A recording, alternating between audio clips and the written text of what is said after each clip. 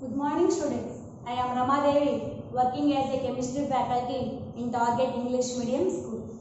Today for 9th class students I am going to explain about the differences between the suspensions and colloidal solutions. In past video I clearly explained what are suspensions and what are colloidal solutions, and by taking one activity, that is chalk piece powder with water and also milk with water. Okay. Here we can see the differences between the suspensions and the colloids. Suspensions. What are suspensions? The heterogeneous mixtures. Okay, the heterogeneous mixtures which contain the solute particles are easily seen with our naked eye. That type of mixtures are known as the suspensions. So simply we have to write that suspensions are heterogeneous mixtures. Suspensions are which mixtures? Heterogeneous mixtures. What is heterogeneous mixtures? The mixtures which contain more than two components which are not uniformly distributed throughout the solution. Which are not uniformly distributed throughout the solution are known as heterogeneous mixtures. And the colloids are also which mixtures? Heterogeneous mixtures. Suspensions are heterogeneous mixtures and colloids are also heterogeneous mixtures. But there is a small difference between the suspensions and colloids. Suspensions are exactly heterogeneous mixtures, but colloidal solutions are look like as a homo, but actually those are heterogeneous mixtures. Milk with water. Actually we can assume milk is completely miscible with the water, means completely mixing with the water. But the milk is not completely mixed with water. The milky particles can be easily separated from the water by using any centrifugation process. That is a colloidal solution. Are you understand? It is look like as a homo, but actually it is which mixture? Heterogeneous mixture. Second point. In suspensions, the particles which are suspended on the surface of the water can be seen with our naked eye. N means naked eye means our visible range. Are you understand? The particles, which particles? The suspended particles can be seen with our naked eye. Already yesterday I said one activity, that is chalk piece powder particles and water. The powder particles, when we kept undisturbed the total test tube, the powder particles are suspended on the surface of the water. That particles we must be seen with our naked eye. So the particles, which particle? The suspended particles are easily seen with our naked eye. But in colloidal solution, the size of the particle is too small. The colloidal particle size is too small. So we cannot see with our naked eye that particles. We cannot able to see with our naked eye. Why? Because the colloidal particle size is very too small. That's why in colloidal solution the particles cannot be able to see with our naked eye. But in the suspension the particles can be visible with our naked eye. Next, third point. The solute particles are settled down when kept undisturbed. Which one kept undisturbed? When the suspensions are kept undisturbed, which particles are settled down? Solute particles are settled down. The solute particles are settled down when suspensions are kept undisturbed.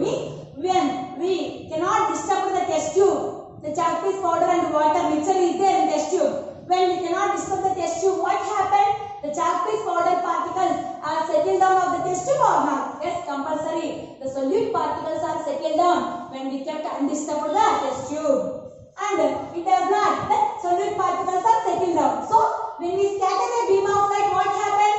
It does not scatter and does not make the path visible. So it does not scatter a beam of light. It does not scatter a beam of light. Why suspensions cannot scatter a beam of light? Why? Because the suspensions having the more size of the particles. When we cannot disturb that particles, automatically those particles are settled down in a test tube, settled down at the bottom of the test tube. So when we pass a beam of light through the test tube or solution, what happens? That particles cannot allow the beam of light into the solution. That's why those are not scatter a beam of light and does not make the path visible. Are you understand? Why? Because the solute particles are settled down.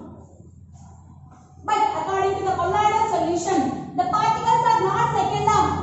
The particles are not settled down. Colloid is quite stable. The colloidal solution is quite stable and easily scatter a beam of light and make the path visible. You also write here, and make the path visible. When we pass a beam of light through the colloidal solution, yes, it can scatter a beam of light through the solution and also make the path visible. Make the path visible. Why? Because in colloidal solution, the solute particles is too small. That's why it is look like as a HOMO. That particle can easily scatter a beam of light and make the path visible. And also the colloidal solution is quite stable. Here suspensions are quite unstable. Okay. Last point. If you are not able to see this point, I will say orally you have to write in your notebook. Okay. Suspensions. S means suspensions here. S is suspensions. Suspension is unstable. Okay. The components are separated. The component means the particles. The components are separated by filtration or decantation method. Suspensions are unstable. So, we can easily separate the components in the suspension by using filtration process or decantation process. Filtration means we know filter the solution. What is decantation? Separate the components which are vary in the color, size and etc. Decantation. Remove the soil particles or sand particles is nothing but decantation method. Okay. So, the suspensions are quite unstable. So, we are easily separate the components which are present in the suspension by the filtration process or decantation method. Now, coming into colloidal solution. The components cannot be separated from the mixture by the process of filtration. By the process of filtration, full stop. By the process of filtration. Very important. Suspensions are easily separated by the filtration or decantation method because suspensions are quite unstable. But here, colloidal solutions are quite stable. That's why we cannot easily separate the components from the colloidal solutions by using the filtration process. So, which method we have to use to separate the components from the colloidal solutions means, that is either centrifugation process. Which technique? Centrifugation technique. This is technique. Centrifugation technique is used to separate the components from the mixture. Which method? Centrifugation technique is used to separate the components from the mixture. To separate the components from the mixture. So, in colloidal solution, we can separate the components means we use the centrifugation technique. But in suspensions, we separate the components means we use only filtration process. Are you understand? Here, what is centrifugation technique? Centrifugation means what means? Churning process. That is nothing but the centrifugation technique. Do you know churning process? Milk was churning. That is nothing but the centrifugation process. Or I said one example to you. In laboratory, for blood test, when we have to go for the laboratory, when fever or when we can feel unhealthy, and that time they must be said do the blood test. And that time one machine is there.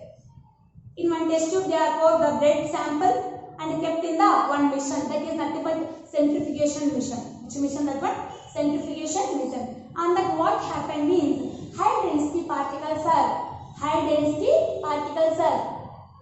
coming into near, and the low density particles are move away. Are you understand? High density particle in that centrifugation mission, what happened means, what is the centrifugation principle means, high density particles are come to close together and the low density particles are move away from the center point or center region. That is nothing but centrifugation principle, centrifugation technique. In churning process also, when milk was churning, what happened? The butter particles are come to near the mission.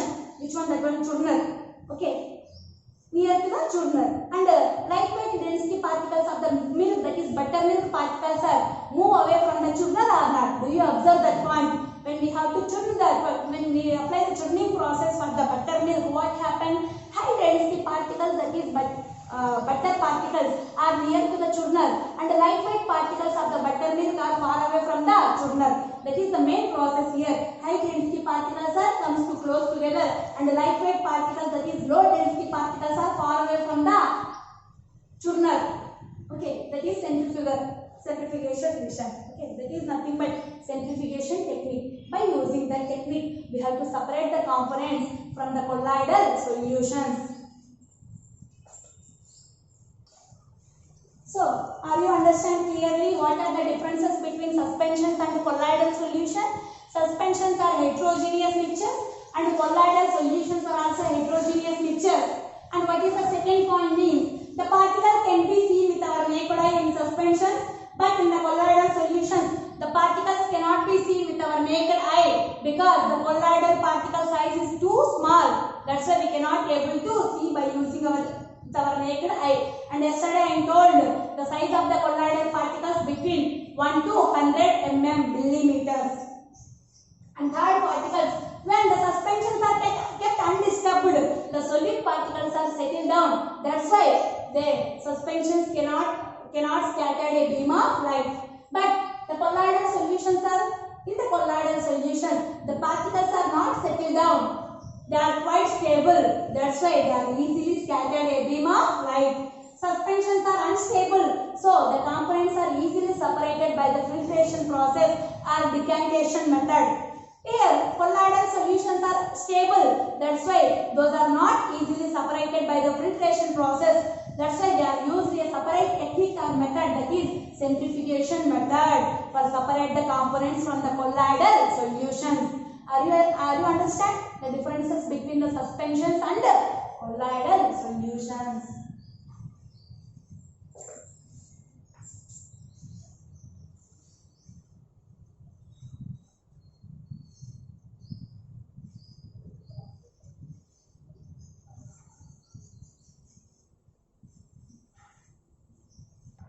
Yes. Next. Yesterday I told you, when the colloidal solution can scatter a beam of light through itself is known as Tyndall effect. Yesterday I told that point, Tyndall effect. What is the Tyndall effect and what are the examples for this phenomena? Maybe this question they are asked for 2 marks or sometimes also they are asked for 4 marks. Must be. Okay. What is the definition of Tyndall effect means? The process of scattering a beam of light. The process of scattering a beam of light through the particular colloidal solutions is known as the Tyndall effect. Or simply we have to say, the scattering a beam of light is the process. It is also known as the Tyndall effect. Okay, the scattering a beam of light.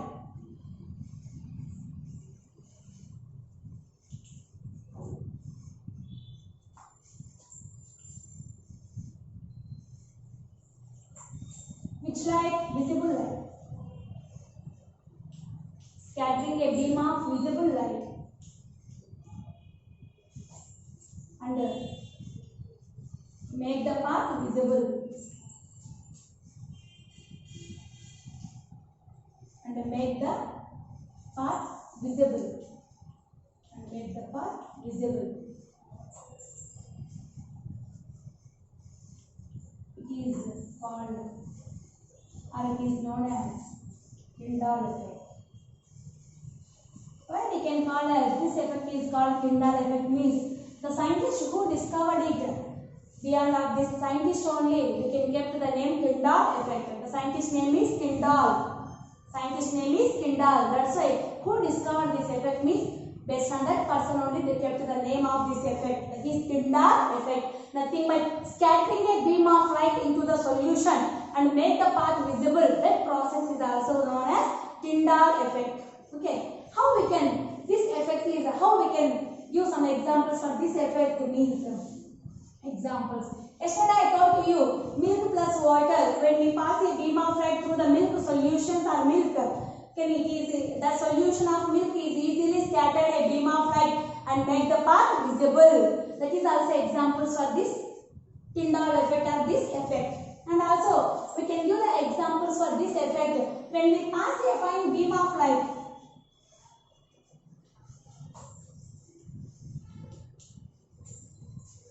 Fine beam of light through a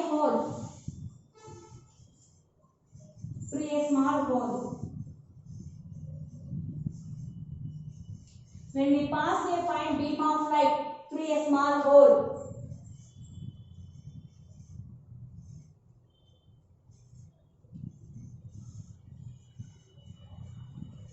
through a small hole, we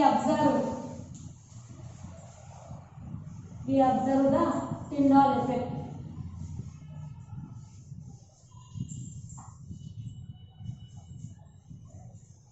Are you understand? When we pass a fine beam of light through a small hole, for example, we can select one room. Total room is closed. Means our door is also totally closed. Only a small hole is there. Small hole like this is there. In that room there is no open. All are closed. Only small hole is there. When a fine beam of light is passes through that hole, what happened? Do you observe what that one? For example, like this. Here, small hole is there. When we pass a fine beam of light through this hole, what happened? That hole can scatter a beam of light throughout the room or not? Are you understand? Are you understand my idea? When you pass a fine beam of light through a certain small hole in the room, what happened? It can scatter the visible light. What we can pass through the hole or not? Compulsory. It can scatter the visible light. What we can pass through into the hole in a particular room. Are you understand? When we pass a fine beam of light through a small hole, we observe the Tyndall effect. And also, we can observe the second example. When we walk on the road, at the sides of the road, a large number of trees are there. For example, we can assume a large number of trees are there on the sides of the road. On that road, when we walk, what we observe? In the sometime only, not in the night time, in the daytime only, when you walk on the road and at the sides of the road a large number of trees are there. What we observe? The light passes through the branches. Are you understand? The light passes through the branches and the dust particles or smoke particles are also we can observe at the sides of the edges of the branches of the trees or not. Are you understand my idea? The scattering effect is nothing but that is Tyndall effect. What is the scattering of light means? For example, while walking on the road, at the sides of the road a large number of trees are there. At the branches, some gap is there from one branch to another branch. Small gap is there. At that gap, the light can be scattered on the road. What happened? What we observe? Some shades we can observe also. And also we can observe the smoke particles and dust particles. Are you understand? That process is nothing but the Tyndall effect. We can write the second point. While walking on the road, you write this point and explain. For 4 marks they asked me, write the definition of Tyndall effect and write the examples one by one and explain the example also. And that only they give the 4 marks. Okay. And 2 marks they asked me, write the definition and write just 2 examples and while walking on the roads, a large number of trees present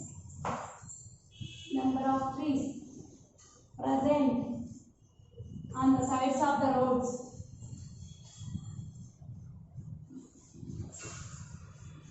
At the sides of the road. And that situation, we observe Tyndall effect.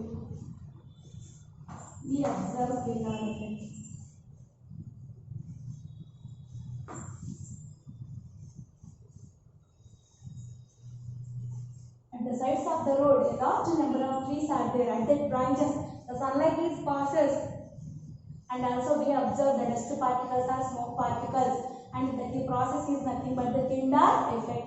It can scatter a beam of light and make the path visible. Are you understand? Make the path visible. For example, first point only I said, first example. A small hole is there.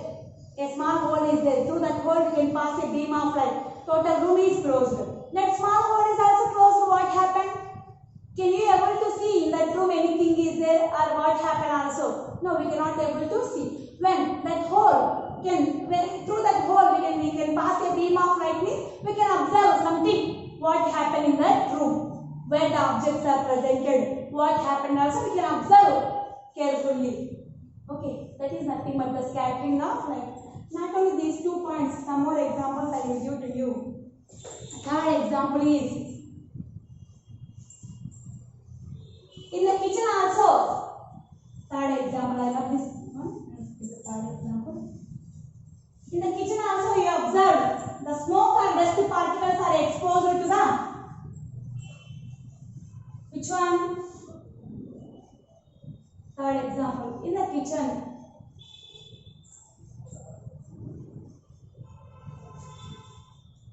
We observe the Tyndall effect.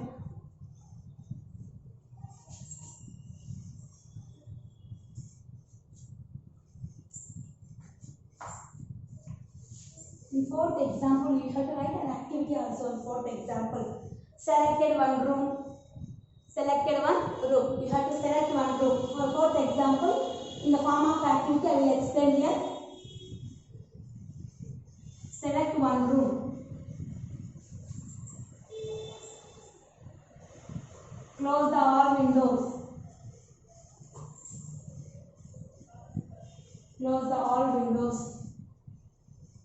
Not close the all windows with a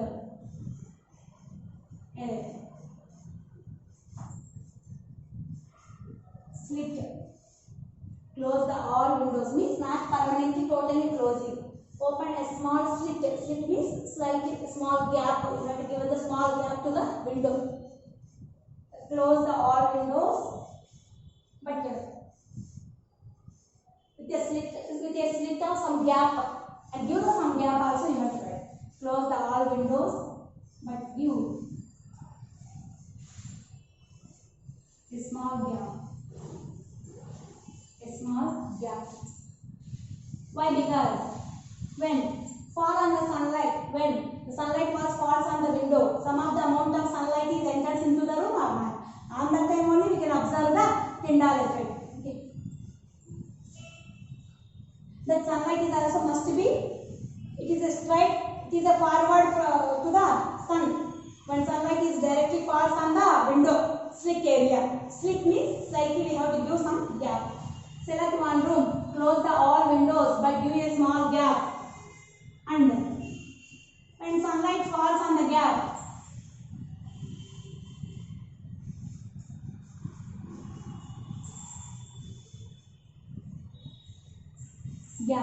we observe the Tyndall effect.